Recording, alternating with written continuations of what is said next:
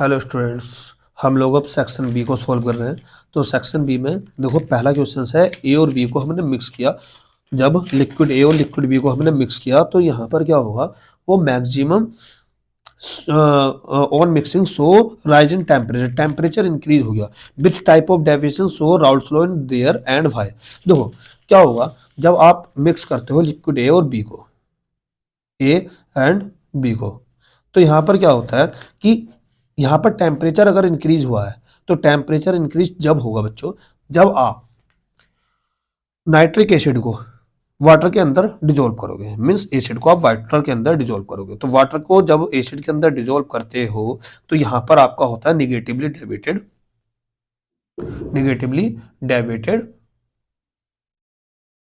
Raoult's law. अब ये negatively deviated Raoult's law है जब आपका, तो अब हमें यही बताना है।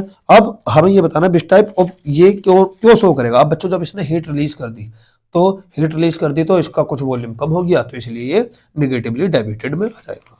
नेक्स्ट है why can isotropic mixture can not be separated by fractional distillation. क्योंकि ये बाइनरी सॉल्यूशन होते हैं एक तो, और बाइनरी सॉल्यूशन होते हैं जो आप लिक्विड ए और लिक्विड बी को मिलाते हो प्लस लिक्विड बी को मिलाते हो, तो इनका जो बॉइलिंग पॉइंट होता है वो अप्रोक्स सेम होता है।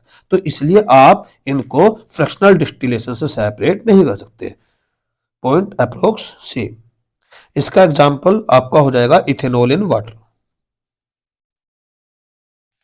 नेक्स्ट क्वेश्चन है कि why is the molecularity applicable only for elementary reaction. देखो एलिमेंट्री रिएक्शन के लिए क्या होता है कि आपकी मोलिकुलरिटी मींस दो मोलिक्यूल को टकराने के लिए एक तो उनका होना चाहिए इफेक्टिव कोलिजन,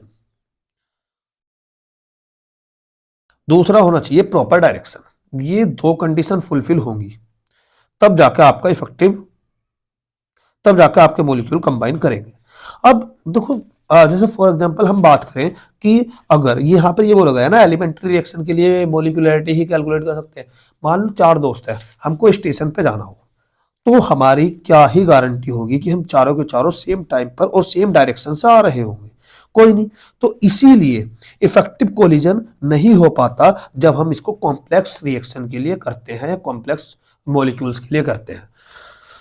उसके बाद है सेकंड कि and order applicable only for elementary as well as complex reaction. क्योंकि ऑर्डर को हम एक्सपेरिमेंटली निकालते हैं, थ्योरेटिकल नहीं निकालते, इसलिए ऑर्डर जो होगा वो आप एलिमेंट्री और कॉम्प्लेक्स रिएक्शन के लिए निकाल सकते हो, जबकि जो आपकी मोलिकुलरिटी होगी वो थ्योरेटिकली कैलकुलेट की जाती है। डीएनए आरएनए के बीच में डिफरेंस, नेक्स्ट क्वेश्चन है डीएनए और आरएनए के बीच में डिफरेंस। डीएनए में जो होता है बच्चों वो डबल स्ट्रैंड होता है,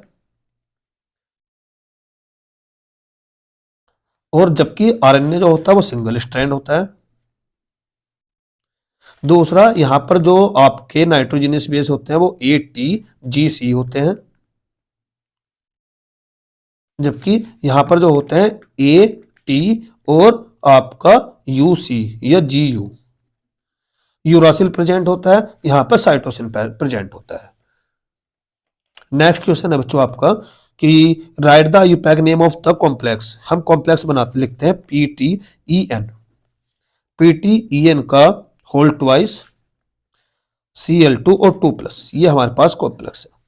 हमें इसका यूपैक नेम बताना है क्या होगा।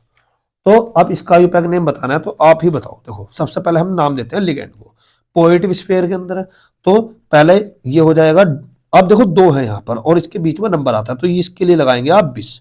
जब भी किसी भी लिगेंड के बीच में नंबर आ जाता है तो उसके लिए हम लगाते हैं 20। 20 लगाया दो के लिए, इसका नाम हो जाएगा इथेन 1,2 डाई अमाइन डाई क्लोराइडो, और फिर उसके बाद प्लेटिनम ऐसे का ऐसे ही प्लेटिनम। अब इसका ऑक्सीडेशन स्टेट निकालो। देखो ऑक्सीडेशन EN पे चार्ज 0, Cl पे -1, तो ये हो जाएगा -2 इक्वल में +2 रखा जाएगा, तो -2 उधर जाकर +2, तो इसका ऑक्सीडेशन स्टेट आ जाएगा 4। उसके बाद इसको आगे पढ़ते हैं, draw the geometrical isomers for this complex. हमें इसके ज्योमेट्रिकल आइसोमर्स बताने हैं जो ऑप्टिकली इनएक्टिव होगा। ऑप्टिकली इनएक्टिव जो होता है वो होता है आपका ट्रांस, तो हमें ट्रांस वाला बनाना होगा। तो ट्रांस के लिए PT लगाया हमने, हमारे पास 2 EN है, तो सबसे पहले क्या करो, आप Cl को दूर दूर रखो, एक Cl ये रख दिया, एक Cl ये रख दिया, En ये बन गया आपका इसका ज्योमेट्रिकल आइसोमर्स, जो आपका क्या होगा, ऑप्टिकली इनएक्टिव होगा, और ये हो जाएगा आपका 2+। ठीक है, ट्रांस और दूसरा इसका सिस होता है। सिस में आपको बता देता हूँ प्लेटिनम, जब आप इन दोनों को पास पास रख देते हो, तो पास पास ये Cl, फिर एक EN ये रहा और एक EN ये रहा, इस पर 2+। अब इसमें ना देखो, जो आपके ऑप्टिकली एक्टिव होते हैं, ऑप्टिकली एक्टिव होते हैं ट्रांस और ऑप्टिकली इनएक्टिव होते हैं सिस। ठीक है, जो देखो जो ऑप्टिकली एक्टिव होंगे आपके, वो आपका जो है ऑप्टिकल आइसोमर शो करेंगे, जबकि ट्रांस वाला ऑप्टिकल आइसोमर शो नहीं करेगा। तो हमें यही बताना है कि ऑप्टिकली इनएक्टिव कौन सा होगा, तो ऑप्टिकली एक्टिव कौन सा होगा, आपका ट्रांस होगा।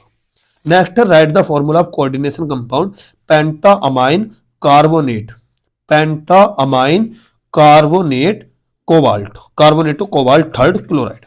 अब देखो कार्बोनेट का जो बैलेंसी होती है वो 2 होती है, यहां पर पेंटामाइन, अमाइन भी रखना होगा आपको, वो भी 5, और पहले रखो मेटल, मेटल कौन सी है, कोबाल्ट, कोबाल्ट मेटल रख दी।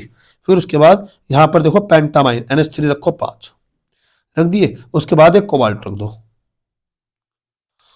कार्बोनेट, सॉरी कार्बोनेट क्या हो जाएगा आपका CO3, ये रख दिया हमने। फिर उसके बाद ये जो Cl3 है इनको रख दो आप क्लोराइड, मतलब क्लोराइड लगाना है तो क्लोराइड भी रखना है हमको एक। तो अब इसका ऑक्सीडेशन स्टेट निकालो आप, इसका ऑक्सीडेशन स्टेट -2। अब यहां पर हमें कितना रखना है, सिर्फ एक रखना होगा, क्योंकि इस पर -1 होगा। तो अब देखो इसका ऑक्सीडेशन स्टेट निकाल लोगे आप, 3 आ जाएगा।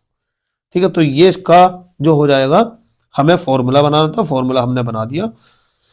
उसके बाद इसके सेकंड पार्ट में इसका लिंकेज आइसोमर्स बनाने हैं, लिंकेज आइसोमर्स बनाना है और उसका नाम लिखना है। तो देखो इसका लिंकेज आइसोमर्स क्या होगा, CONH3 का 5NO2 और Cl2 है, तो NO2 इसका लिंकेज, ये आपका एम्बिडेंट लिगेंड है, एम्बिडेंट लिगेंड है, तो ये हो जाएगा CONH3 का 5ONO और Cl2। अब इसका नाम बताना है, तो पहले लिगेंड, तो ये क्या हो जाएगा पेंटामाइन, पेंटामाइन के बाद नाइट्राइटो O और यहां पर ये हो जाएगा कोबाल्ट, इसका क्लोराइड, पहले कोबाल्ट से पहले इसका ऑक्सीडेशन स्टेट, देखो इस पर चार्ज होता है -1 0 और -2, तो टोटल हो जाएगा 3, ऑक्सीडेशन स्टेट हो जाएगा 3, और लास्ट में क्या लगा दोगे आप, क्लोराइड, ये इसका आईयूपैक नेम हो जाएगा। इसके बाद है next, why are haloarenes are less reactive towards nucleophilic substitution. Haloarenes क्या होते हैं, देखो हेलोएरिन्स जो होते हैं बच्चों, वो आपके होते हैं जब बेंजीन के ऊपर मान लो Cl लगाया हुआ है हमने, इस तरीके से। अब यहां पर जो होगा ये लेस एक्टिव क्यों होंगे, क्योंकि यहाँ पे क्लोरीन जो है वो रेजोनेंस शो करेगा और पार्शियल डबल बॉन्ड करेक्टर बना लेगा, ये Cl इस पर पॉजिटिव, यहाँ पर आ जाएगा आपका निगेटिव, और यहाँ पर ये डबल बॉन्ड होगा। तो due to partial double bond character between carbon and chlorine of benzene, ये लेस रिएक्टिव होगा। उसके बाद how does the presence of an nitro group at ortho and para position in haloarenes increase. अब देखो मान लो मैंने यहाँ पर ये है, ये मैंने Cl लगाया, इसकी ऑर्थो पोजीशन पे NO2 लगा दिया, इसकी पैरा पोजीशन पे NO2 लगा दिया, तो ये क्या कर देता है, इसकी रिएक्टिविटी को इंक्रीज कर देता है। मींस आप इसकी रिएक्शन अगर एक्वस KOH से कराओगे, न्यूक्लियोफिलिक सब्स्टिट्यूशन कराओगे, तो ये हो जाएगा। क्यों हो जाएगा, क्योंकि यहाँ पर क्या होगा, जो आपने NO2 ग्रुप लगाया है ये इलेक्ट्रॉन विड्रॉइंग ग्रुप है, जैसे ही अपने इलेक्ट्रॉन देगा ये इसको खींच लेगा, NO2 ग्रुप यहाँ पर ये NO2 खींच लेगा, तो इन्होंने इसकी रिएक्टिविटी को क्या कर दिया, इंक्रीज कर दिया, तो ये इसका आंसर हो जाएगा।